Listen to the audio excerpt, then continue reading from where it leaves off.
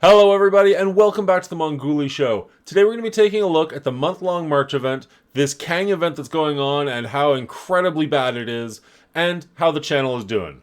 Check this out.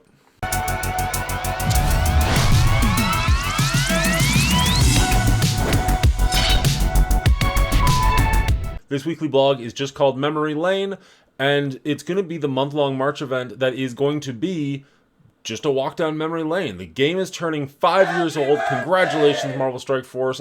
Not a lot of games make it this far, so this is actually quite an accomplishment.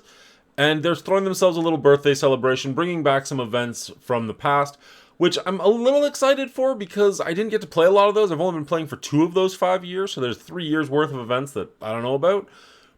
But also, like, if this Ant-Man and Wasp event that we've just gone through is any indication, they're pretty underpowered and kind of boring. So I wouldn't hate it if they bumped the difficulty up a little bit so that, like, people who've been playing for a long time can still get something out of the events.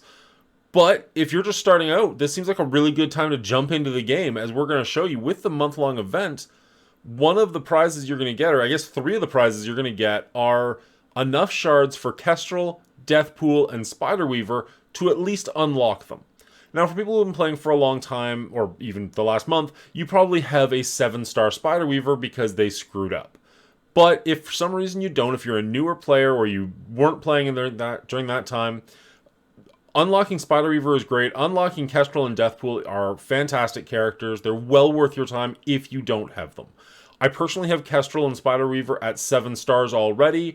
I'm looking forward to the points we'll get from this will take my Deathpool up to 7 stars, so that's fantastic.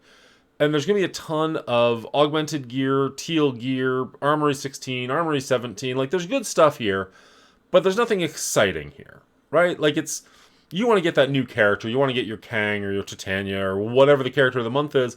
And as good as Kestrel, Deathpool, and Spider-Weaver are, we've got them, right? Like pretty much if you're watching this video, I have to assume you've got those 3 characters. If you don't, fantastic. You're going to get 100 shards for each of them if you can make it far enough down the list. That's enough to unlock them. That's enough to bump them up a level. That's great. As I said, gonna take my Deathpool all the way up, so that's good. But I'm not super excited for this. Some of the milestone things we can get are the Milestone PDA, Challenge X-Ray, War Helicarrier, Alliance Donation Box, and the ISO Matrix Machine.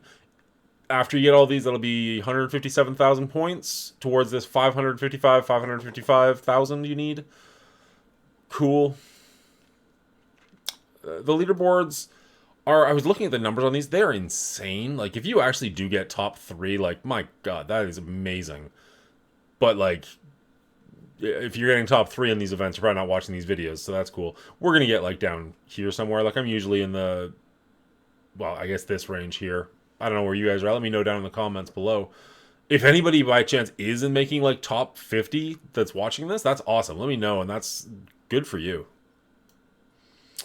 We talked about this last week, but they do bring it up again. There is going to be a sweepstakes coming up. So if you sign in during the month of March to the website, then you'll be entered into the grand prize. If there is something else you have to do, I will let you know on March 1st. 25 grand prize winners will receive the Art of Marvel Strike Force book and a special edition Strike Force pin, as well as 475 will get a Spiffy pin. Cool. If by some miracle I win this, I'll be raffling off the Art of Marvel Strike Force book on the channel, so, check back for that, but it's 1 of 25, like, it's not going to happen. Everybody, though, is going to get a free costume for the Shield Medic. This is a male variant. I don't know why. He's from the Team Up Tales costume. I don't know what that is. But, I mean, free costume, sure. Not a character anybody uses, but free. And then the first event we've got is the Return to the Shadows. This is Psylocke's unlock event, from my understanding. There is a leaderboard attached to it where you can get Dormammu shards, but again, those are only for, like, the top 75 players, so, good luck. This is interesting. I mean, it's not, but I'm going to try and pretend that it is, where this is one of the first times that I can remember where during the event, you can actually get your piece of gear, whatever you want to call it, before you're done getting all of the month-long emblems. So it's saying, like, usually this is our goal. Just get that one thing, and by that point, you've got all the in this case, eagle emblems, but, you know, it's been other things throughout the past. Right now, it's cell phones. So this is interesting that now you have to go below it, and like for 25,000 points, it's worth going below it. So I did do the math down to here as well as to get to the very bottom, but to get into the very bottom is going to be a tough one, as always. So if you want to get your all the way down to here, all the way down to milestone 24, what you're going to need to do is, in this event, you're going to open gold orbs for 500 points, spend campaign energy for 2 points, or spend energy, move in shadows energy for 4 points, but that caps off at 17,000 points. I'm going to assume you're going to get all those 17,000 points, because usually the limits are pretty easy to do. So if you need to get your 30,100 points, and 17,000 of them are already taken for you, that makes this way easier. You're going to want to do, if you don't want to open a single golden orb, you're going to have to spend 1,300 campaign energy a day. That's a lot, but it's doable. You can do that. Right now there's an event you want to spend 2,700 a day. I've done it once. It cost a lot of orbs. The purple things, I can never remember what they're called, the power cores. But it is possible. So 1,300 is not terrible. Or you can open 26 golden orbs, and if you're stockpiling, that's not a terrible amount of orbs to get you to where you want to go. Now, if you want to make it all the way to the bottom, again, taking that 17,000 off, you would need to do 7,200. You'd need to spend 7,200 campaign energy a day. I don't know if that's possible or not, but it's incredibly expensive if it is. Or open 144 golden orbs. There is some good augmented gear and Armory 17 stuff at the bottom here, but it's really up to you if that's worth it. If you've got that many orbs just laying around, there's no harm in it. You still get the gold out of them, so you're not hurting yourself. It's just a matter of, like, this is the third gold orb opening event we've had in a row. Do you really want to spend them on this? Or maybe wait for the next one, as apparently this is something they're going to keep doing. I'm okay with it if they're going to keep giving us golden orbs, because the money coming in is nice, but I don't like the way they're just like, hey, hoard everything. Like, that's not the funnest way to play this game. As I said, there's a leaderboard, but so be it. The A-list party is just a quick Rumble event using A-Force. I really wish they had a 5th team member, but they do only have 4, unfortunately, and it counts how many stars you have with them. It's a Blitz event. You can get 30,600 Eagle emblems. Not much else of any interest. It's just a quick event. It's going to be next Friday, and it's going to last for 2 days. That's all you really need. Alright, the Death Saga, there's not a whole lot to say because it's the exact same that was done for the last 3 sagas. This time using the Death Seed team, get your team up as high as you can, play through the difficulties. My whole team, I think, is at Gear Tier 15 at this point, so I'll be working on difficulty 2. I haven't done difficulty 3 for any of my teams, because Gear Tier 17 is just out of reach for me, unfortunately. But it is a nice way to get Archangel's Awakened abilities, some T4 materials, gold, training orbs, Armory 16 stuff. These events are fun. I actually do like these, so I'm really happy that this is out. And of course, this means we are one step closer to Apocalypse. Finally. So this is great. This comes out February 27th, which I think is Tuesday? Monday or Tuesday. Try to check that. February 27th, so that's Monday at 1 p.m. or for me, it's 4 p.m. So that's fantastic. I'm looking forward to that. I get done work at 4 o'clock, so it'll be a treat when I get out to my car. Strike Pass is going to be Nemesis and Kestrel, and it's going to start on March 1st. Not a whole lot more to say here. Moonstone's availability. They are going to, of course, try and sell her to you before unlocking her. You can buy her as of March 3rd, and as well on March 3rd, her Red Star orbs will be more prevalent. Don't open them right away. They never work right away. Or, if you're feeling risky, do open them right away, because they tend to pay you back. So I know some people like to do that. They try and spend all their orbs right away, knowing that they'll get reimbursed. I don't know. I just wait, personally. But, you know, you do you. The Warrior King Blitz is a Black Panther Blitz, starting on Monday. Unite the Kingdoms repeating legendary event is the Black Bolt event, starting Monday. Quick Rumble for A-Force, starting on Friday. And then the Chaos Theory Flash event starting also on Friday, featuring the Wakandans. And that's it. Nothing really exciting, other than the Death Saga happening right now. And if you haven't unlocked Death yet, check out the video. I'll put it in the description below. I have a video for how you can easily unlock Death using weaker teams if you have to get past that minion stage. The minion stage is a serious roadblock because nobody wants to build your minions up. I show you how to do it for cheap, for easy. Go check that out. It is by far my highest rated video, highest viewed video. It's doing really well for me. Now, going back into the game, because I said we're going to talk about this Kang event that's going on right now that I think is absolutely miserable. Let's go take a look. Alright, so for this Kang event, you can see that you can get Conquering Orb fragments for a point each, spend 1 power core for 5 points each, and then you've got these limited events for Cosmic Crucible. Now, for me personally, I've got, I think, 3 characters at Gear Tier 14, so I'll be working on this one.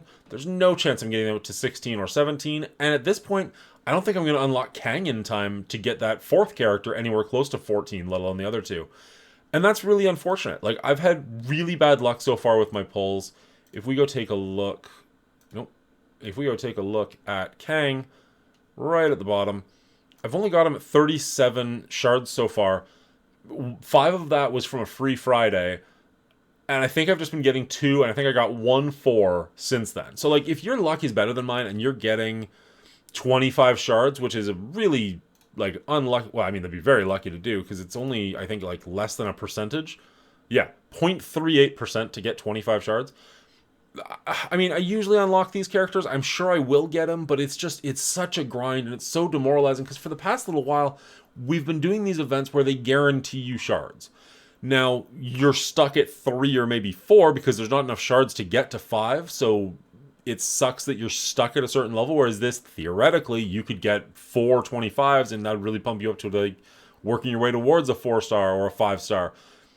But for a lot of people, myself currently included, we're going to struggle just to get them unlocked. And with Kang being such an important character, being so big in the meta going forward, like, I don't know if he's going to replace White Queen, but he's definitely beyond her level, where, like, you're going to see him in a lot of places for his time mechanic shenanigans. It's just going to be to your detriment to not have him. And I might not get him. And that sucks, to be able to blitz my heart out, to be working towards this and not guaranteed to get him. I don't know. I don't like this event whatsoever. I think it's bad. I think this is a problem where they're clearly just trying to get you to buy him. There's even ones, yeah, $3.99 for a 5-star. That's Canadian, obviously. For my American people who are like, what? It's $1 here. I know, it's more expensive here. You're getting a little bit of gold, but not enough. 5 stars or 5 shards isn't enough to really care about, unless you can get, like, right close to the end. So you've also got this event ending in 4 days and 16 hours from right now. If we go over here, we can see that the Kang hunt ends a day before that. And it's going to be really tough in the next 3 days to unlock Kang, who I require for doing any of these. So you've got people who have had this for 2 weeks, and if you bought it, you can just be ripping through this for 2 weeks, and I can't play it at all. And that's miserable. Now, if you paid for your Kang, I am not angry at you in any way, shape, or form. Like, that is 100% your choice. You do you. I don't have any resentment towards you. That's awesome. I don't have the money to pay for this game very much anymore, and I'm definitely not spending $140 on a character. That is almost 2 AAA titles for a PlayStation 5 or something like that for one character. That's not happening. So I'm probably not going to be able to play this event whatsoever, and like, there's some decent rewards in this that I just will not be able to get. Not to mention the quantum ability, which I also can't possibly do because I don't have a Kang. Even if I did, I'd be able to do maybe the 2nd level, probably just the 1st. Like, this is designed straight up for people who are going to spend a lot of money to unlock a 7-star Kang, because you need 7 stars on him. Not to mention Absorbing Man, not to mention Titania. So, like, all these prizes, they're phenomenal, congratulations, but they are only for people who are willing to spend ridiculous amounts of money. I don't like that. If you're going to spend money in this game, congratulations, good for you, but, like, the rich are getting richer, and, like, the poor are just going to sit there and look for scraps, and that's not a great way for this game to be operating. It's going to piss a lot of people off. It's going to make a lot of people feel frustrated. I'm personally one of them. I'm sure there's a bunch of you out there watching this who are also frustrated by this. It's just not a good look. And when the game is maybe not at its best already, throwing something like this to just, like, fuel that fire is just not a good look. So I don't know. I think this is poor, and if it's a one-off, I can forgive them and move on. But if this is the way it's going to be going forward, or if this is their like, oh, we know we made a really good character, we're going to bleed you dry for it, that's kind of shady, and I don't like that.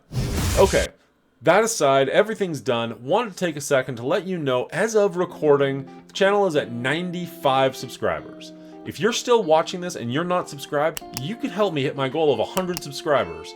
That'd be pretty awesome. I'd really appreciate it. Leave a comment down below letting me know what you think about this bullshit Kang event. Leave us a like, please subscribe, or at least consider subscribing if you haven't already, and we'll check you in the next one. Good luck to you.